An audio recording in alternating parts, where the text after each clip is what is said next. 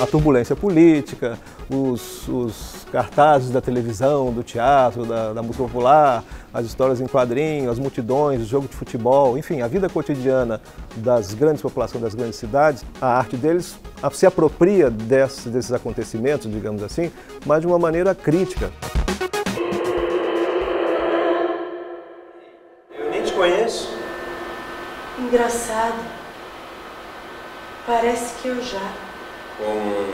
Déjà vu? Não vou negar que certas peculiaridades dos textos são sacrificadas, em função dos cortes impostos aos diálogos. Eu acho que o filme fala sobre os anos 60, né, mas ele está falando sobre práticas, né, e estratégias políticas que estão vivas aí até hoje, para quem quiser ver, obviamente. This is my gun. It is the law here. It decides everything. The best one made in the United States.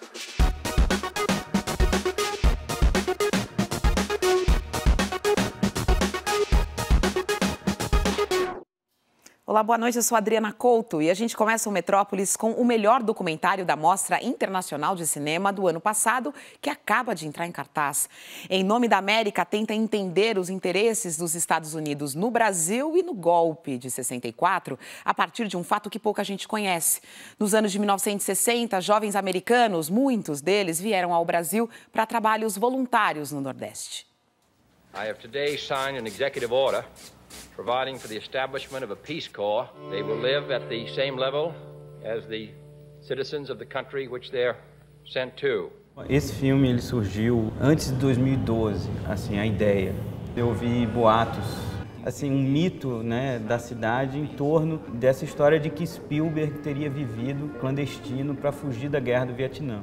E aí, aos poucos, eu fui me aprofundando, né, na história desse tal de Steven, né, e fui conhecendo os Corpos da Paz e fui compreendendo que naquele período, nos anos 60 e 70, centenas de jovens americanos estavam atuando em trabalhos comunitários em cidades parecidas com Afogados de Ingazeira e outras cidades do interior de Pernambuco. Aí a história, eu acho que mudou completamente de caráter. Basically suggesting that we were, that we were part of the problem in Vietnam because we were Americans. We were machine gunning peasants. And Walter é espião, eu sei que ele é espião. Eles eram vistos de uma forma muito ambígua pelos brasileiros, né? Então, essa ambiguidade é a ambiguidade da política externa norte-americana naquele período no Brasil. Ditadura militar. Julião is the most important peasant leader in Latin America. He's a follower of Fidel Castro and Mao Zedong, an enemy of the United States. Julião tells the peasants of Brazil that they are exploited. É a hora da liberdade! Esta é a nossa hora! É a hora da massa camponesa, dos operários, dos estudantes e de quem tiver vergonha na cara nesse país. Eu jamais faria esse filme se não fossem os arquivos americanos. Então, assim, tem também uma contradição do próprio filme que, assim, a gente conseguiu chegar aos arquivos porque os americanos, eles guardam esse material, um material sobre o Brasil, que sequer é um material sobre os Estados Unidos, e dão acesso a esse material, né, com uma certa facilidade. Isso não é a realidade do Brasil. Fazer filme de arquivo no Brasil é um trabalho insano. This is Constancio Maranhão. The first of his family came to this land 400 years ago. And since then, the Maranhãos have owned it, held it, ruled it. É o melhor que vocês têm, né? O 38. Isso daqui é o que garante. This is my gun. It is the law here. It decides everything. The best one made in the United States. When the lights go on again, all over the world,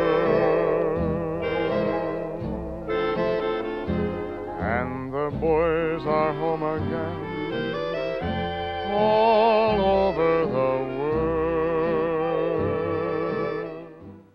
Esse turbulento Brasil dos anos 60 também está nas paredes do Sesc Pinheiros.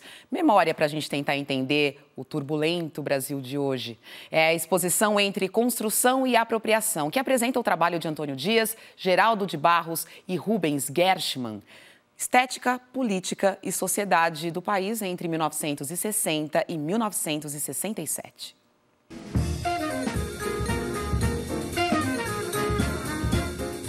Se a gente olhar os trabalhos, os quadros, as pinturas que estão nessa exposição, dá para ver, acredito, bastante deste contexto, do que era a vida nas grandes cidades desse Brasil dos anos 60.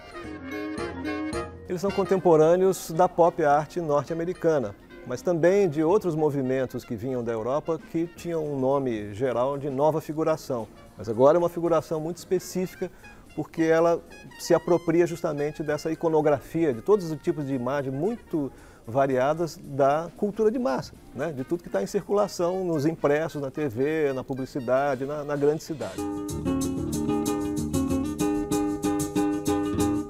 Nesse trabalho do Geraldo de Barros, a gente vê a principal técnica que ele usa na produção desse momento, que é utilizar cartazes publicitários. Ele colava isso numa prancha, né? E pintava por cima.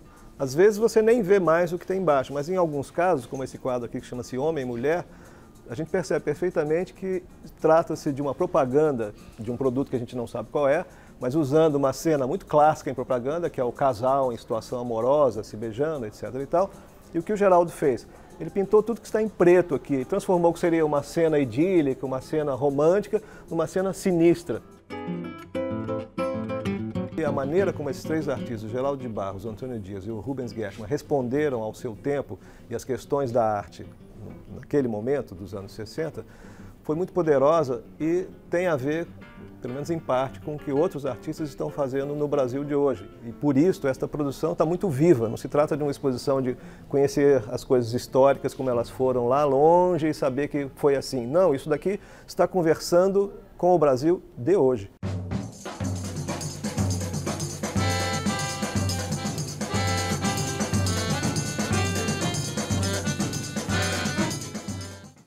Vamos ao teatro. Natália Rodrigues e Pedro Henrique Moutinho, casados na vida real, estão em cena vivendo as dores de um relacionamento. O espetáculo O Inevitável Tempo das Coisas é encenado no porão do Teatro Sérgio Cardoso, com projeções do coletivo Bijari. Gotas, chuva, um relâmpago e agora o trovão. É uma história de amor, mas que desafia aí o tempo, né? Passado, presente, futuro. Né? Como é que esse casal está inserido nessa viagem no tempo? Acho que mais do que a viagem no tempo é a possibilidade de múltiplas realidades, né? Ou de dimensões paralelas, sobrepostas, um caleidoscópio mesmo de possibilidades. É um pouco do que acontece na vida de cada casal mesmo, né? Independente se é um homem e uma mulher, dois homens ou duas mulheres, né? A gente tentou não generalizar, tanto é que nós estamos vestidos iguais, a nossa caracterização ela é igual justamente para não ter uma caracterização de é isso e aquilo. Ano passado choveu nesse mesmo dia. Aliás, sempre chove nesse dia. Como é que foram captadas essas imagens, né? Porque são fragmentos da própria vida do casal, né? A gente, como disse Gustavo, a gente fez, como tem essa brincadeira entre o que é memória, o que é real, o que é imaginação. Então a gente tem um jogo de imagens aqui, né? Um jogo de imagens pré-gravadas, algumas câmeras ao vivo espalhadas nessa caixa. E a ideia é fazer esse mosaico aí, brincando com essa ilusão, instigando o público a imaginar o que está acontecendo, o que está imaginado, o que é memória. Esse casal, ele simboliza, na verdade, esse encontro. É esse encontro de almas, esse encontro kármico, físico. E a história deles se passa ao longo dos anos. E é um confinamento, né? Porque o espetáculo todo se passa dentro desse espaço. A encenação está toda contida, né? Nesse pequeno platô, né, oprimido por essas telas e por esse teto baixo.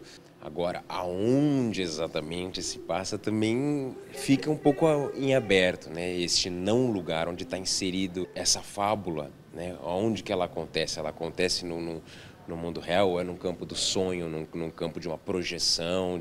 Porque pode ser no sonho dela, né? No sonho dele, no seu sonho, no sonho de quem quiser, né? Eu consegui arrancar um sorriso seu. Quem é você?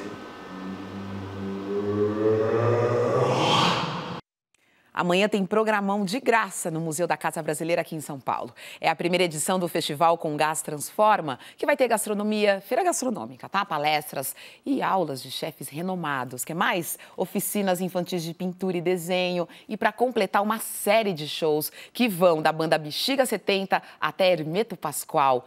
O Mago vai encerrar o evento que começa no sábado a partir das 10 da manhã.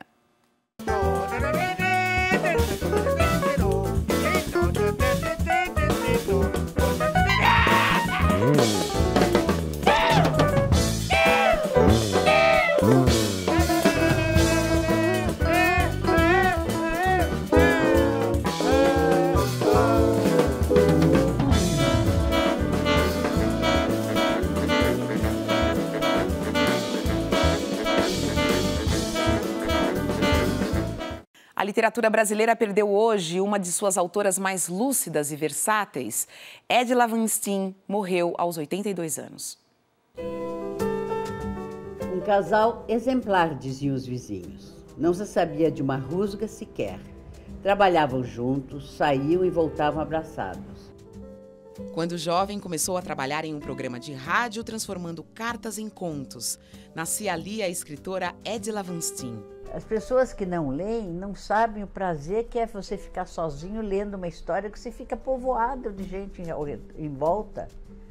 A literatura você não precisa de nada, você precisa só abrir o livro e você entra num outro mundo. Edila publicou mais de 20 livros, entre romances, contos, ensaios. Foi responsável por mais de 100 lançamentos, como a coletânea Amor ao Teatro, do marido, o crítico Sábato Magaldi, morto há menos de 2 anos. A crítica era uma coisa separada no Sábato, ele não se envolvia emocionalmente de maneira nenhuma.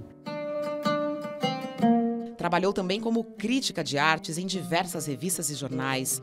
Escreveu peças e era atriz. Musa do diretor Walter Hugo Cury em Na Garganta do Diabo, de 1959. Não adiantou fugir fazer cinema, porque não era minha. Tive galeria de arte, mas o livro estava constante. Aos 55, nasceu o primeiro neto. Parecia ter descoberto a vida, finalmente. Aos 70, se atirou de um edifício de 12 andares. Conseguiu.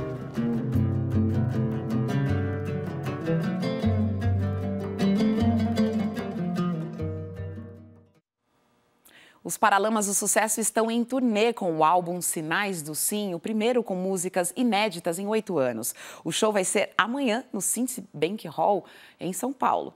Então, Paralamas do Sucesso para encerrar o programa de hoje. Um beijo para vocês e até domingo, 7h30 da noite.